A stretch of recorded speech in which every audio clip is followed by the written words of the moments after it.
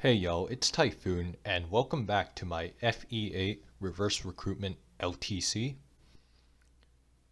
Today we bring to you Chapter 4. This is the first map in the game where we encounter monsters as enemies, and it is also a route map. We get a new unit in Marisa who replaces Arthur from the original game. However, Marisa being a Myrmidon and her bases still are not that good for this point in the game, even when she joins early.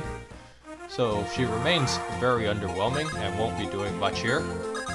Now we set up a rig here for Myrrh to get a crit on the Revenant, since those are the enemy types she struggles to kill the most. Meanwhile, we have Renak and Knoll just around the left side of where we start out, because on turn 2 there will be reinforcements that show up.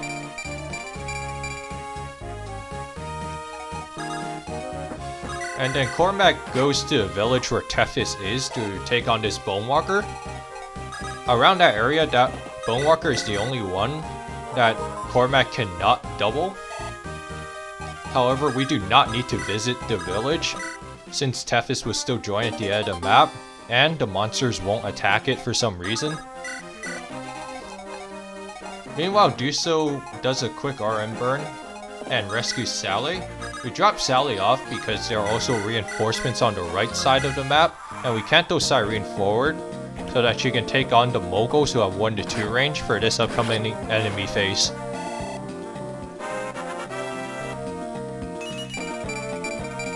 Saleh reaches level 6 and is on a pretty lenient schedule to reach promotion. Myrrh actually didn't need that crit there, as that Bonewalker she would be able to one round with rapierstone. And then Cyrene here just one-shots these Moguls with her javelin with ease because they have practically no defense at all. And there goes the reinforcements. The reinforcements in the top left corner are mostly a joke for the most part. And Renak can one round KO some of them, but not all of them.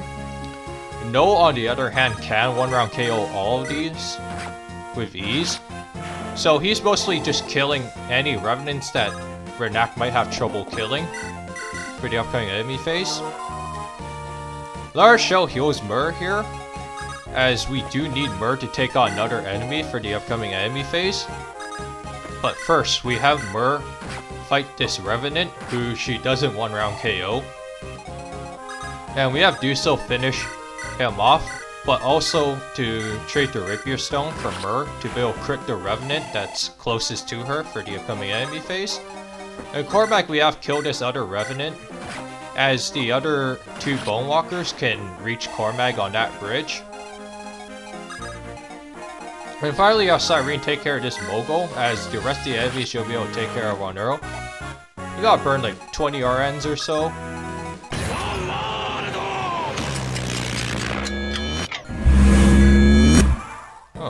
I needed another 15 RNs or so to burn, but that works out, I suppose.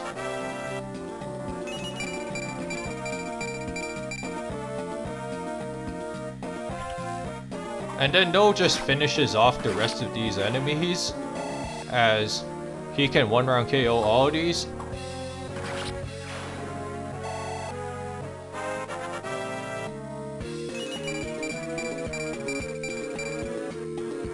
And then that last Revenant for some reason attacks Renak for like no real particular reason.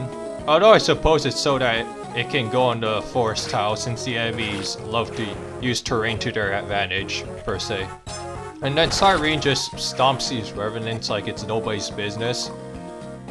And Saleh does have a slight chance of death against these reinforcements, but that's only if all 3 of them hit him. Luckily they have about 50 hit on him, so his survival is mostly reliable. Now, as these Bonewalkers attack Cormac, one last thing I forgot to mention is that the boss is one of the few bosses in the game that actually moves. However, the boss that is going to attack Cyrene as we watch Cormac level up here is mostly just all HP and not much else, and it's kind of a joke. And they also give out a lot of experience, as Cyrene gets an entire level from that one kill alone. Anyways, Tethys does join us, and that will be chapter 4 in 2 turns. I will see you guys next time.